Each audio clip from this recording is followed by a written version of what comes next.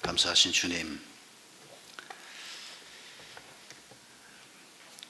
혼탁한 세상 속에 살고 있는 저희들을 하나님께서는 2500년 전이나 지금이나 하나님의 지혜와 권능으로, 하나님의 놀라운 방법으로 저희를 보호하시고 인도하심을 감사합니다.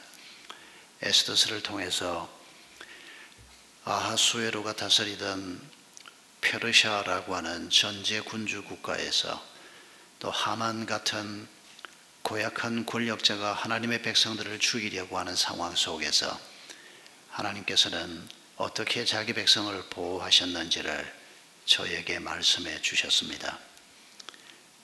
2500년이 지났고 저희는 페르시아가 아니고 대한민국 땅에 살고 있지만은, 그러나 하나님께서는 어떤 상황 가운데 있든지 자기 백성을 보호하시고 지키시고 인도하시는 분이심을 믿습니다. 저희들에게 하나님에 대한 믿음을 다시 한번 회복시켜 주시고, 아하수에로의 길을 걷는 자가 아니고 하나님의 백성의 길을 걷는 자가 되도록 사랑하는 모든 성도들에게 이 시간도 은혜 베풀어 주시옵소서. 예수님의 이름으로 기도하옵나이다. 아멘. 에스더서는 2500년 전에 있었던 사건을 우리에게 전해주는 기록물입니다. 이스라엘 백성들이 가나안 땅, 하나님이 주신 땅에 살고 있었습니다마는, 그러나 그들이 하나님의 보호를 받지 못하고 망해버렸습니다. 하나님이 힘이 없어서 이스라엘을 놓친 것이 아니고 주전 8세기에 북왕국 이스라엘이 아수르에게 먼저 멸망당합니다. 그리고 150여 년 후에 남왕국 유다가 아수르를 무너뜨린 바벨론에 의해서 멸망당합니다. 하나님께서 성경을 통해서 아주 분명하게 말씀하고 있습니다.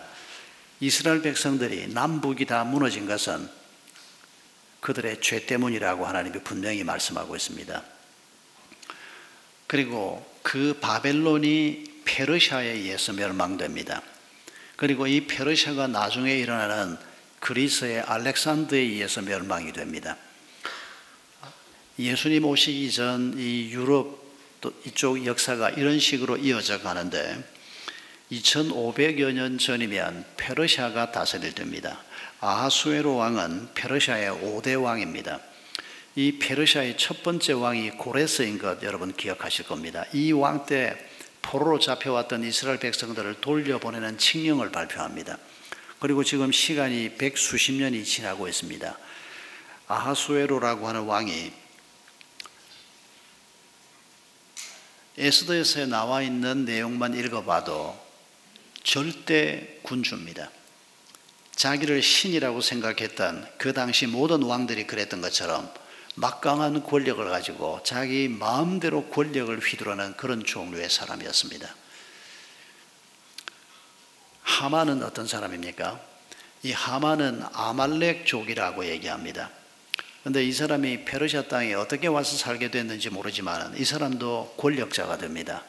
그런데 모르드게하고의 관계가 왜 그렇게 뒤틀렸는지 성경이 자세한 설명은 하지 않습니다만 모르드게를 미워합니다.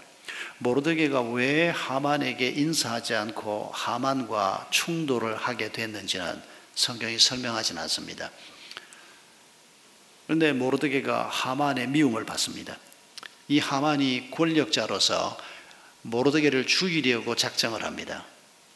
자기 기분 나쁘게 좀 했다고 사람을 죽이는 일이 어떻게 가능하겠습니까마는, 오늘은 이런 일이 잘 벌어지지 않지만 그러나 크게 다르지는 않습니다. 힘 있는 자들이 자기 기분을 좀 나쁘게 한다고 해서 사람을 망치는 경우가 얼마든지 있는 게 오늘 인간의 죄성이 2500년 전과 결코 다르지 않습니다.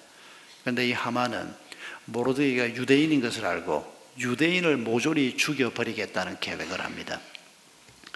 에스더서에서 우리가 보게 되는 이 환경은 포로로 잡혀와 있는, 그리고 그 후손들인 이스라엘 백성들에게 너무도 힘들고 어려운 상황이었습니다. 그런데 이 에스더서에서 하나님이 보여주시는 게 뭡니까? 이런 하나님 알지 못하는 절대 전제 군주가 자기가 신이라고 생각하고 나라를 다스리고 있고, 그에게 힘 있는 자들은 하나님의 백성들을 죽이려고 달겨들고, 이런 고약한 상황 속에 있었던 그 시절 백성들이지만은 하나님께서 이 사람들을 보호하시고 하나님께서 자기 백성을 지키시는 분이라는 것을 에스더스를 통해서 분명하게 말씀하고 있습니다. 오늘 본문에 등장하는 아하수에로는 히브리식 발음입니다. 그리스식 발음으로 크세르크세스라고 하는 왕입니다. 이 사람이 페르시아의 5대 왕입니다. 이 사람은 기원전 485년에 아버지 다리오의 뒤를 이어서 페르시아의 왕이 됩니다. 그런데 이 사람이 페르시아의 왕이 된 다음에 제일 먼저 해야 했던 게 뭔가 하니까 이집트에서 일어난 반란을 진압하는 것이었습니다. 2년이 걸렸습니다. 이 반란이 잘 진압이 됐습니다. 그 다음에 이 사람이 가지고 있던 계획이 뭔가 하니까 10여 년 전에 아버지가 그리스를 공격을 했습니다. 그런데 그리스 공격이 실패로 끝납니다. 마라톤을 여러분 기억하실 겁니다. 마라톤 전투에서 아하수에로의 아버지 다리오가 군대를 끌고 가서 그리스군하고 전투를 했습니다. 거기에서 페르시아가 집니다. 이 기쁜 소식을 전하기 위해서 마라톤 전투의 성전 소식을 들고 한 병사가 달려갔던 그 거리가 42.195km쯤 된다고, 그리고 이름도 마라톤이라고 해서 지금도 이 마라톤 육상 경기가 육상 경기 중에 꽃이라고 할 만큼 유명한 경기가 되어 있습니다. 그런데 아버지가 실패했던 이 그리스 정벌전을 아하수에로가 다시 꿈을 꿉니다. 에스더스는 잔치로 시작해서 잔치로 끝납니다. 아하수에로가 베푼 잔치 얘기로 시작해서 하나님께서 자기 백성을 위한 잔치 불임절 얘기로 에스더스가 끝납니다.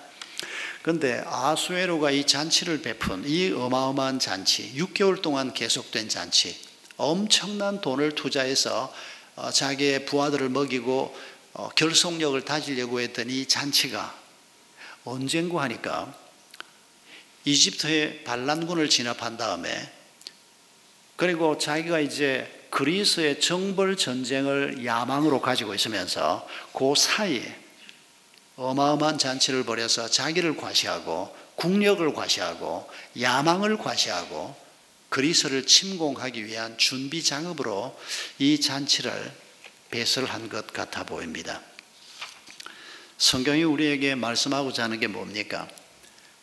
하나님 없다 하고 심지어는 자기를 하나님처럼 생각하고 사는 아하수에로, 이게 모든 사람들의 모습입니다. 이 사람의 모습을 우리에게 보여주고 이 사람하고 비슷한 하만의 모습을 보여주면서 하나님께서는 아하수에로의 길을 걸어갈 것인가, 아니면 하나님의 길, 하나님이 인도하는 길을 걸어갈 것인지를 우리에게 질문하고 계시는 것입니다. 재미있게 에스더스를 읽는 것만으로는 안 됩니다. 그 에스더스를 통해 하나님께서 우리에게 던지는 도전과 질문이 뭔지를 잘 봐야 합니다. 그리고 선택해야 합니다. 우리가 먼저 생각할 것은, 하나님 없는 사람은 자기를 과시하고 자기를 자랑하고 자기의 야망을 과시하면서 인생을 살려고 합니다. 그러나 하나님의 사람들은 자기 자신을 자랑하거나 자기의 야망을 자랑하는 것이 아니고 오직 하나님만이 자랑거리라고 생각하고 사는 사람입니다. 1장 2절 이하를 보면 아하수에로가 수도 수산에서 모든 총독들과 신하들을 부릅니다. 자기의 통치의 기반이 되는 이 중요한 신하들을 전부 불러서 잔치를 베풉니다. 왜 불렀습니까? 자기 왕국이 지닌 영화로운 부요와 찬란한 위엄을 과시하기 위해서.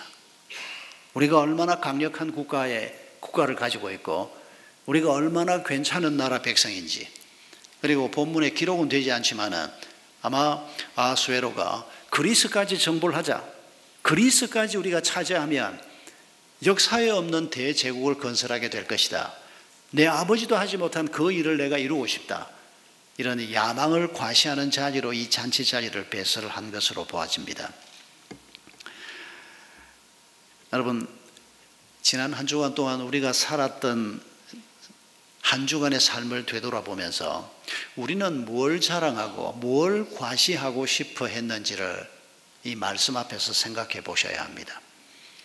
혹시 자랑할 만한 게 없어서 마음이 좀 쫄렸습니까?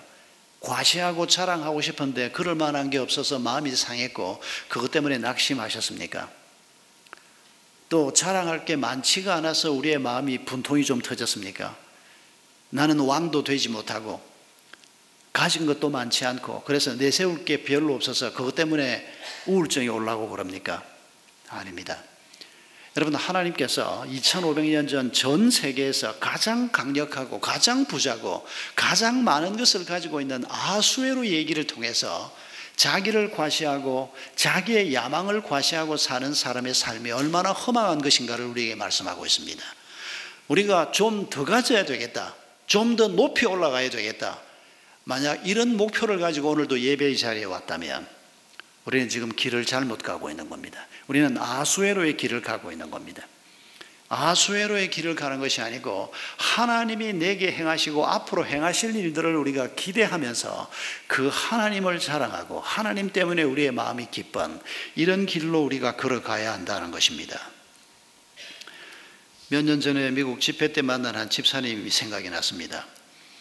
이분은 예수 믿은 지가 그렇게 오래되지 않은 초신자이긴 했습니다마는 나이가 한 50쯤 된 분이었는데 이분이 아주 근사한 자기가 경영하는 초밥집에 강사를 초대를 해놓고 교회 식구들을 엄청 많이 불렀습니다. 담임 목사님은 물론이고 교회 일하는 사람들을 굉장히 많이 불러서 초밥을 갖다 놓았는데 얼마나 근사한 밥을 갖다 놓았는지, 그리고 이분이 이제 강사하고 마주 앉아서 밥 대접하는 분이니까 이런저런 얘기를 하는데 미국 이민 와서 고생도 많이 했지만은 50쯤 된 그때 식당을 몇 개나 경영을 하면서 돈을 굉장히 많이 벌었습니다. 그리고 몇 년 전에는 이분이 그 도시에서 백인들 부자들만 사는 산 밑에 동네로 이사를 갔습니다.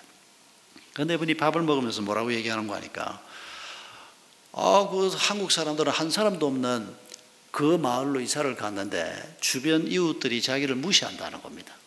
인사하면 건성으로 받고 자기들끼리는 몇 집 모여서 파티하면서 자기들은 부르는 법이 없고, 근데 제가 보기에는 이사 간 지 얼마 안 돼서 그런 것 같긴 한데 아직도 친하게 지내는 사람이 없어서 그런 것 같긴 한데 이 사람이 그게 속이 상했다는 겁니다.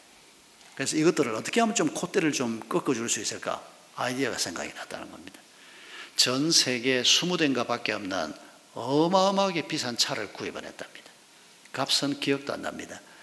너무 비싸가지고 그런 차도 다 있나 금을 칠을 했나 왜 그렇게 비싼가 그렇게만 생각했던 기억이 나는데 그 차를 구입을 해서 어느 날 그 차를 타고 천천히 마을을 한 바퀴 돌았다. 사람들이 전부 하던 일을 멈추고 쳐다보더라는 겁니다. 자기가 손을 탁 흔들면서 한 바퀴 돌았더니 그때부터 사람들이 자기를 보는 눈길이 좀 달라지더라는 겁니다. 그러면서 양반이 했던 말이, 제가 그냥 가만히 웃고 앉아 있으니까 목사님 그런 맛으로 돈 버는 거 아니겠습니까? 이러더라고요. 아직 믿음이 좀 어린 분이어서 그러긴 하지만은 여러분, 그런 맛으로 돈 버는 게 아닙니다. 그리스도인은 그런 맛으로 사는 사람이 아닙니다.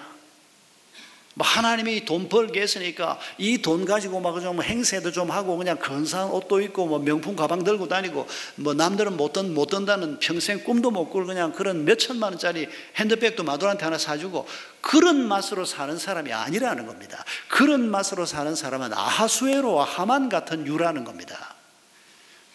여러분, 에스더서를 읽으면서 우리가 이런 점을 읽지 못한다면 우리는 아무리 예배에 잘 출석을 하고 내가 아무리 그리스도인이라고 얘기해도 우리는 이미 잘못된 길을 가고 있는 사람들인 것을 잊지 마십시오.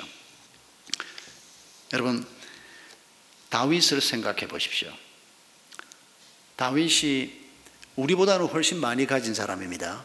출신은 목동이었지만은 이 사람이 장군이 되고 왕의 사위가 되고 전쟁에 나가서 수많은 승리를 얻게 되고, 그리고 하나님께서 이스라엘의 2대 왕으로 그를 미리 세워주십니다. 그렇게 해서 1대 왕인 장인의 미움을 받아서 고통을 많이 받았지만은 근데 이 사람이 시편 8편 4절 5절에서 자랑하고 있는 게 뭔지를 여러분 잊지 마십시다. 왕위를 자랑하는 게 아닙니다. 마누라가 이쁘다 그런 거 자랑하는 게 아닙니다. 공주가 얼마나 이뻤는지 성경에 언급은 하지 않습니다만은 다윗의 아내 중에 절세 미인들이 들어 있었을 것은 틀림없습니다. 그런데 그런 걸 자랑하는 게 아닙니다. 아수에로는 뭘 자랑했습니까? 돈지랄 하다가 나중에는 그걸로는 부족하다 싶었던지 마누라 나오라 그래라. 왕후가 얼마나 예뻤겠습니까? 그 왕후를 잘 차려입게 해서 나와서 수많은 사람 앞에서 이 여자가 내 와이프야. 그거 하고 싶었는데 그 와서디 그 양반은 무슨 생각이었는지 거기 나오질 않습니다. 성경이 한마디도 하지 않는데 어쩌면 여성운동하는 분들은 이 와서디 왕후를 원조로 생각할지 모르겠습니다. 하루아침에 날아가 버립니다. 세상에 어떻게 아내를 그런 이유로 쫓아낼 수가 있단 말입니까? 이 아수에로는 정말 자기를 신으로 생각하는 제 멋대로 사는 인간입니다. 그러나 다윗은 왕이었지만은 또 실수도 합니다만은 아수에로의 길을 걸으면서 엉뚱한 잘못도 범합니다만은 그러나 다윗이 가지고 있는 생각의 기본은 시편 8편 4절 5절을 보면 내가 무엇이길래 주님께서 나를 이렇게 생각하십니까? 자기만을 두고 하는 얘기는 아닙니다. 자기와 사람들을 두고 하는 얘기입니다만은 기본적으로 내가 무엇이길래 주님이 나를 이렇게까지 생각하십니까? 내게 왕관을 씌워주시고 그런 얘기가 아니고 나를 하나님보다 조금 못하게 하시고 영화와 존귀로 관을 씌웠나이다. 이 보잘것없는 인간, 그냥 자기 자랑하고 싶은 아수르고 가진 죄성을 그대로 가지고 있는, 그래서 충직한 부하를 죽이고 그 아내를 뺏기도 하는 죄를 범하기도 했지만은 그런 죄인의 자리에서도 회복시켜 주시고 영광스러운 존재로 하나님을 닮은 존재로 나를 만들어가는 이 하나님에 대한 자랑이 시편 8편에 가득합니다. 아수에로가 너무 대조가 됩니다. 여러분, 지난 한 주간 우리의 자랑이 뭐였는지 생각해 보십시오. 이번 한 주간 뭘 자랑하고 싶은지 한번 생각해 보십시오. 성진을 해서 남보다 빨리 올라간 그 자리를 자랑하고 싶습니까? 그 자랑은 좀 뒤로 미루어 놓으십시오. 그것도 하나님이 내게 주신 것이라면 하나님을 자랑할 때 그 자랑이 끼어들 수는 있지만은 여러분, 우리의 자랑은 우리를 가장 영화로운 존재로, 가장 존귀한 존재로, 하나님 비슷한 존재로 우리를 만들어가고 계시는 이 하나님만이 우리의 자랑이 되는 것을 잊지 말아야 합니다. 여러분, 이 아수에로가 페르시아 전투에서 실패를 합니다. 그렇게 강력하게 30만 군대를 끌고 페르시아의 그리스를 침공을 하는데, 이 침공 때 혹시 여러분 중에서 영화 300이라고 하는 영화를 보신 분이 계시는지 모르겠습니다. 제가 비행기에서 마침 이 영화를 봤는데 너무 재미있었습니다. 거기 아수에로 왕이 어마어마하게 나옵니다. 30만 대군을 끌고 그리스를 침공할 때 그 영화에는 300용사만 나옵니다만은 역사를 읽어보면 노예병 7,000도 그때 그 전투에 함께 참여했습니다. 그러니까 그리스 쪽에서는 7,300명이 참여를 했고 이쪽은 30만 대군인데 그 30만 대군이 모조리 다 그 해협으로 왔는지 아니면 분산해서 왔는지 확실치는 않습니다. 아무튼 왕이 직접 본진을 이끌고 이 해협에 나타납니다. 아주 좁은 길이어서 이 협곡은 한 줄로 올라올 수밖에 없는, 그러니까 300용사가 몇십만 대군과 대치가 가능한 곳이었습니다. 거기 보면 아수에로가 굉장합니다. 타고 온 마차도 어마어마하고 모습도 어마어마하고 분장도 어마어마하게 하고 있습니다. 그 전투는 이깁니다. 300용사를 전부 썰어버립니다.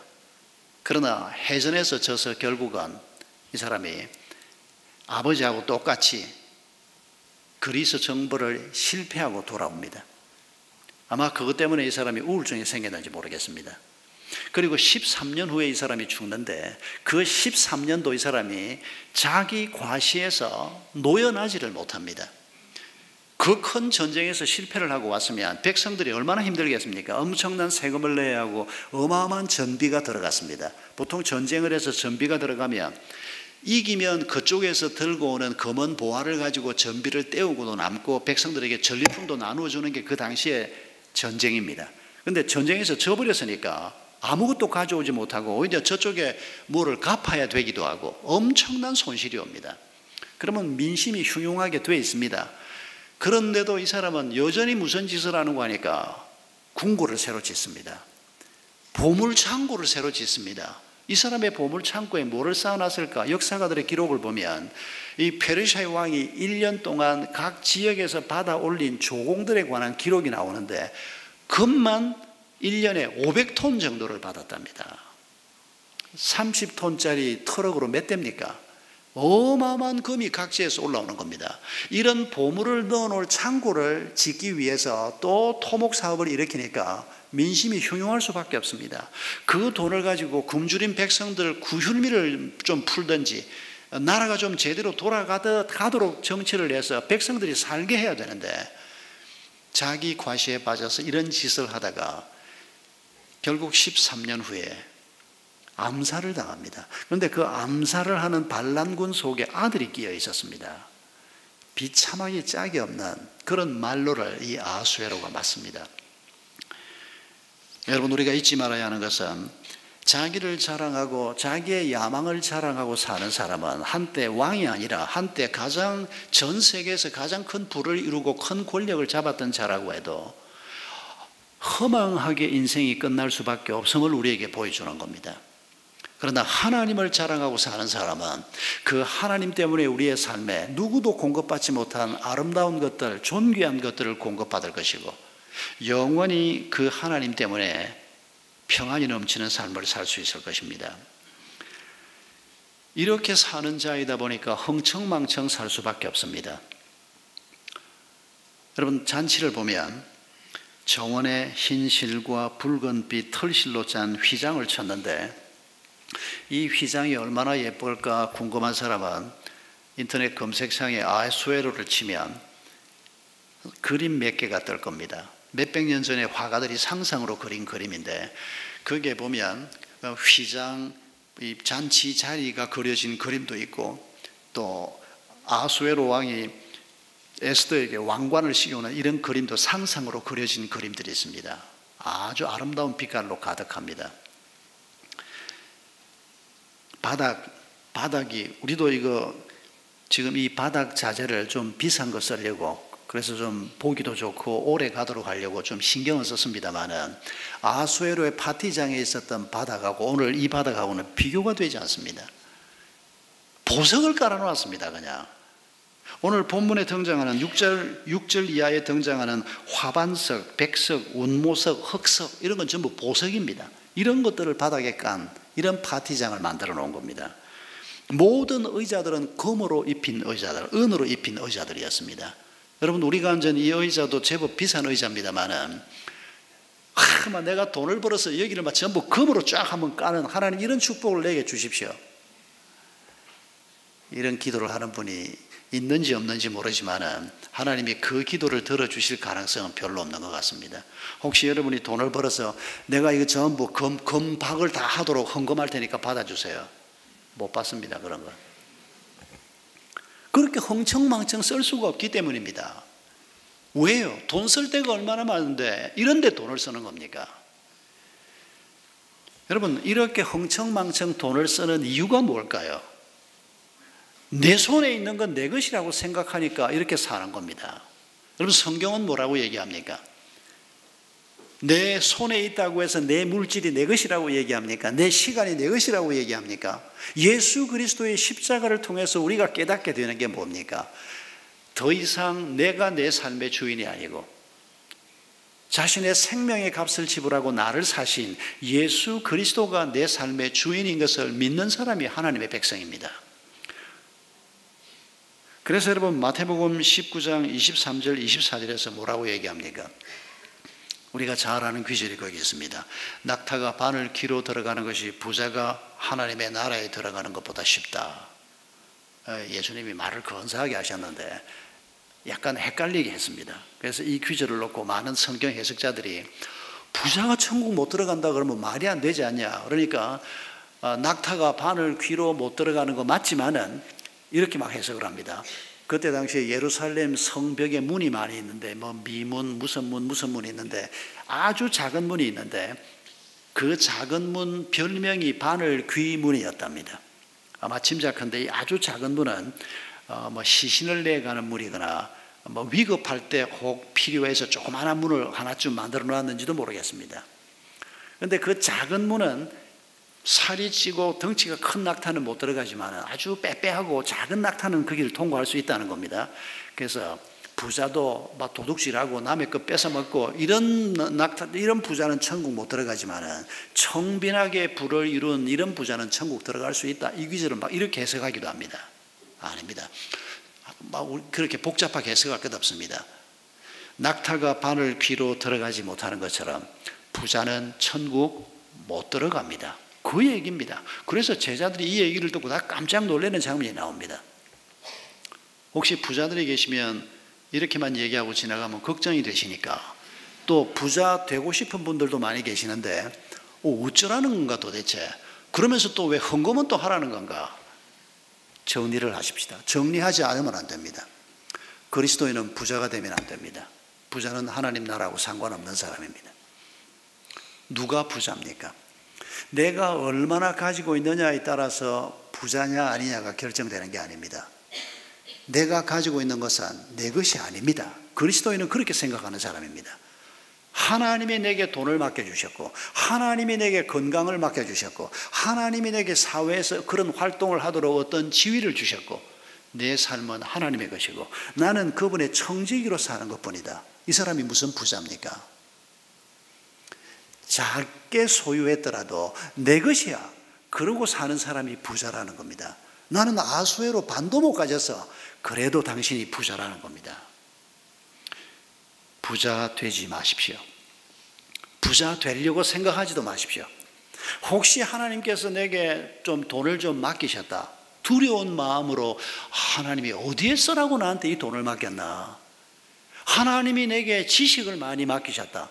두려운 마음으로 자랑하고 다니라고 그거 맡긴 게 아니고 두려운 마음으로 왜 하나님께서 남이 갖지 못한 지식을 내가 갖게 했나? 왜 하나님께서 남이 갖지 못한 사회적인 지위를 내게 주셨나? 주인 되신 그분 앞에 그런 생각을 가지고 사는 사람은 흥청망청 사는 것도 절대 불가능하고 자기를 자랑하면서 사는 것도 불가능하다는 것입니다. 우리가 어느 길을 가야 하겠습니까? 바로 이런 사람이 하나님 중심의 삶을 사는 것입니다. 아수에로는 철저히 자기 중심의 삶을 사는 자입니다. 하만도 마찬가지입니다. 권력을 손에 쥐었을 때 이 권력을 가지고 어떻게 하면 백성들을 좀 더 편하게 살게 할까? 이게 권력을 우리 손에 맡겨주신 하나님의 뜻입니다.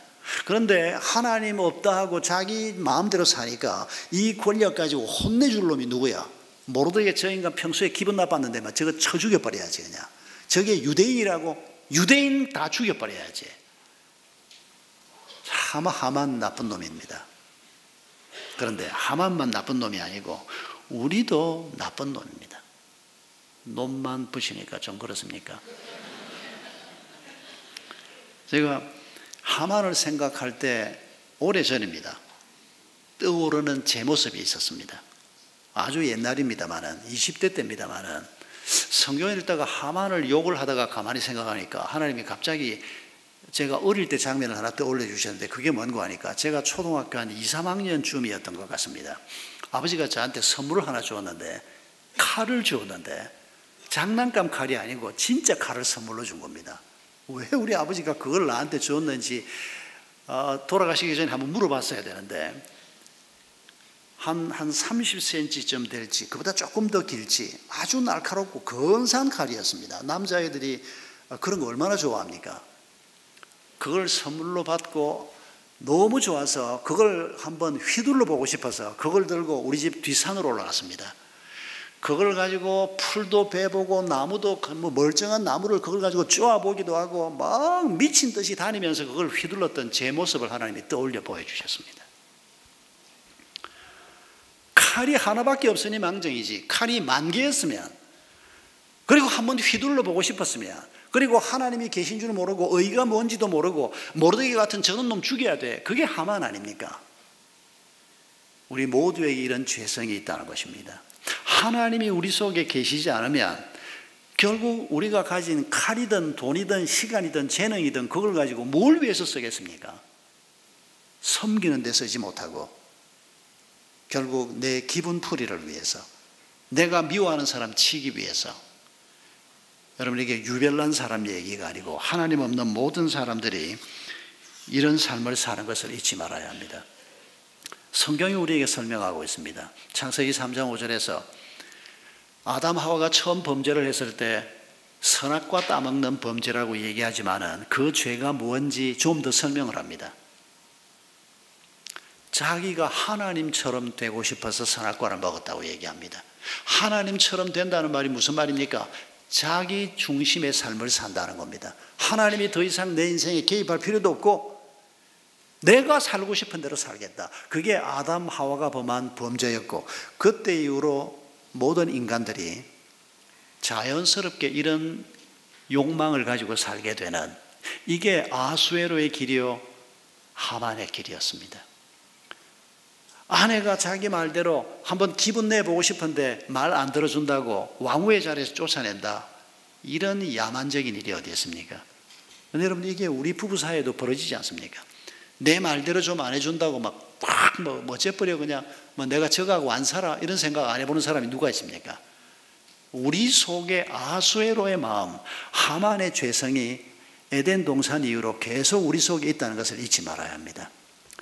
결국 하나님이 우리 삶의 중심에 들어오실 때 비로소 우리가 이 욕망을 씻어버리고 이 죄를 씻어버리고 우리가 그리스도인의 길을 걸어갈 수 있다고 성경이 말씀하고 있는 것입니다. 자기 중심의 삶을 사는 사람의 가장 큰 특징은 분노요 불안입니다. 왜 그렇습니까? 마음대로 살고 싶은데 마음대로 살아집니까 어디? 아수에로처럼 막강한 권력을 가지고 있어도 그리스를 이기지 못해서 분노할 수밖에 없고, 마누라가 말을 안 들어서 분노할 수밖에 없는, 여러분, 그게 인생길입니다. 자기 뜻대로 이루어진다고 해서 거기에 무슨 만족이 있습니까? 아닙니다. 그래서 더 힘들어지는 게 바로 이 길입니다. 그러나 하나님이 인도하는 길을 걸어가고 하나님 중심의 길을 걸어가는 사람들은 하나님이 공급하는 평안을 그 자리에서 누리게 되는 것입니다. 아수에로라고 하는 이름이 큰 자, 힘 있는 자라고 하는 뜻입니다. 모르드게는 여러분 뜻이 무엇인지 아십니까? 작은 자라는 뜻입니다. 세상이 아수에로를 큰 자라고 부르고 모르드게를 작은 자라고 부르는 것은 너무도 당연하다고 말할 수 있습니다. 대제국의 왕인 아수에로, 그 땅에 포로로 잡혀와서 살던 민족의 후예인 힘없는 백성인 모르드게. 그러나 성경이 우리에게 설명하는 건 뭡니까? 힘 있는 자 아수에로가 자기를 과시하고 자기 마음대로 인생을 살면서 결국 그가 어떤 최후를 맞는지, 하만이 어떤 최후를 맞는지 우리에게 보여주지 않습니까? 그러나 작은 자였고 보잘것없는 자였고 힘 좀 있는 자에 의해서 쉽게 무너질 것 같았던 모르드게, 그의 사촌을 딸처럼 키워서 왕으로 세우는 길을 하나님이 열어주시고, 그들이 목숨을 걸고 나섰을 때 하나님께서 이 백성을 보호해 주시는, 그래서 모르드게가 작은 자가 아니었습니다. 하나님의 편에 서 있을 때 작은 자였던 모르드게가 사실은 가장 큰 자였던 것을 우리에게 말씀하고 계시는 것입니다.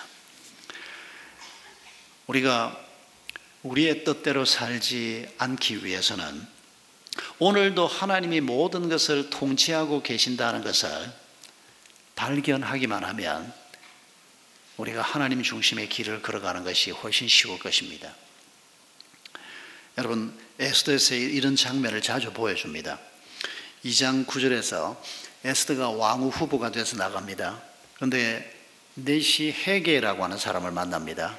그런데 이 헤게가 에스더를 좋게 보고 남다른 대우를 해주고 에스더에게 화장품과 특별한 음식을 주고 후궁에서 가장 좋은 자리로 안내해서 거하게 하고, 이런 기록이 나옵니다. 에스더가 뇌물을 주었을까요? 아닙니다. 에스더가 가장 예뻐서 이 헤게가 이 여자가 왕후가 되겠구나, 지금 이렇게 줄을 대어 놓으면 나중에 덕을 보겠구나. 아닙니다. 수많은 여자들이 와 있습니다. 누가 왕후가 될지 모릅니다. 왕의 취향이 어떨지. 여러분, 거기 와 있는 여성들 중에서 에스더가 가장 아리따웠다, 그렇게 성경이 기록하고 있지만은 그건 하나님이 보시니까 그렇지, 자기 딸이고 하나님이 그 여성을 통해서 자기 민족을 살리는 일을 하실 거니까 제일 예뻤지. 여러분, 거기 나와 있는 여성들이 다 예뻤습니다. 집에서 가끔씩 이 가족들이 텔레비전을 보다가 쟤 참 이쁘다 그럼 옆에서 뭐라 그러니까 아유, 쟤가 뭐 이쁘긴 이뻐, 메가리가 하나도 없구만. 가족들 사이에 의견이 일치가 안 됩니다. 내가 보기에는 앉아있는 여자애들 한 5명 중에서 쟤가 제일 이뻐 보이는데, 이거 벌써 이게 올드보이가 하는 소리입니다. 이게 조선왕 조선시대 때 이쁘다는 여자들 초상화 보면 전혀 이쁘지 않습니다. 뭐 통통하고 살 좀 빼야 될 것 같은데, 미의 기준이 다를 수밖에 없습니다. 에스더가 가장 아리따웠다. 하나님이 우리를 그렇게 봐주신다는 겁니다. 실제로 뭐 이뻤으니까 그랬겠지? 아닙니다. 어떤 분이 지난주에 저한테, 어떤 목사님이 저한테 이렇게 물었습니다. 콘서트 갔다 왔다는 얘기를 하면서 박 목사, 세상에서 제일 근사하고 재미있는 콘서트가 뭔지 알아? 이러더라고요. 내가 그냥 뭐 눈빛 보고 바로 알았습니다. 손주들 출연하는 콘서트. 그러니까 아니, 손주도 없는데 어떻게 그걸 알아? 이러더라고요. 뭐 세계에서 유명한 뭐가 와서 뭘 하는데 갔다 왔는데, 그 다음에 그 양반이 저한테 한 말입니다. 재미 별로 없더라는 겁니다. 그런데 손주가 유치원에서 하는 콘서트에 가보면 너무 재미있다는 겁니다. 그냥 할아버지 할머니 아니라도 다 이해가 되실 겁니다. 세상에서 그보다 더 재미있는 자리가 어디 있겠습니까? 내 손주가 나가서 노래를 부르는데 얼마나 아름다운 음악이겠습니까? 하나님이 에스더를 그렇게 보고 있는데, 에스더만 그렇게 보는 게 아니고 아수에로처럼 금방 떨지 않고 조금 가진 것 자랑하고 그것 과시하고 살지 않고 하나님 자랑하면서 살려고 하는 우리를 하나님께서 그런 눈으로, 그런 마음으로 보고 계시다는 것을 말씀하시는 겁니다. 내 시원찮은 것 어떻게 하고요? 괜찮습니다. 시원찮은 것 하나님께서 씻어주신다 그랬지 않습니까? 용서하신다 그랬지 않습니까? 여러분, 하나님께서 아수에르고 베푼 이 기가 막힌 잔치를 우리에게 보여주면서 에스더서를 시작했습니다. 그런데 에스더서가 끝날 때는 어떤 잔치로 끝납니까? 하나님께서 자기 백성을 위해서 베푼 잔치, 불임절 얘기로 끝납니다. 불임절 잔치가 근사했을까요? 아수에로의 잔치가 근사했을까요? 설명할 것도 없습니다. 아수에로의 잔치는 해외에서 유명한 팀이 와서 하는 콘서트처럼 근사했습니다. 그런데 하나님께서 자기 백성을 위해서 베푼 불임절 잔치는 어땠을 것 같습니까? 이게 유치원 음악회 같은 겁니다. 유치원 발표회 같은 겁니다. 음식도 초라했고 무대도 초라하고, 그러나 거기에는 하나님의 기쁨이 있는 곳입니다. 하나님이 내 편이라는 기쁨이 있는 겁니다. 하나님이 우리 조상들이 실패했지만은, 우리 조상들을 쓰러뜨린 민족의 국가에 와서 살고 있지만은 우리를 불쌍히 여기셔서 우리를 보호하시는 분이구나. 이 마음을 가지고 하나님이 베푼 불임절 음식을 먹는데, 그 음식이 무엇이면 무슨 상관이 있습니까? 여러분, 그게 하나님이 우리에게 공급해 주시겠다는 겁니다. 하나님만 계시면 그 외에는 금그릇이어도 좋고 목그릇이어도 괜찮습니다. 하나님이 우리에게 공급하시는 그 기쁨과 평안만 있다면 떡 벌어진 잔치가 아니라도 우리의 영혼까지 흠뻑 적시는 이런 하나님의 은혜와 축복이 우리 모두에게 약속되어 있는 것입니다. 2500년 전에 하나님께서 모르드게와 에스더와 그 시대 백성들을 통해서 강력한 무신론자들, 다른 신을 섬기는 자들의 땅에서 하나님의 뜻을 이렇게 이루셨습니다. 오늘은 우리를 통해서 하나님의 뜻을 이루기를 원하십니다. 여러분, 이번 한 주간을 살면서 하나님이 원하시는 것이 무엇인지, 하나님을 자랑하고 하나님 중심의 삶의 길을 걸어가면서 이번 주간에 하나님이 공급하시는 이 잔치의 기쁨을 마음껏 누리는 축복이 있기를 바랍니다. 우리 함께 찬송하겠습니다.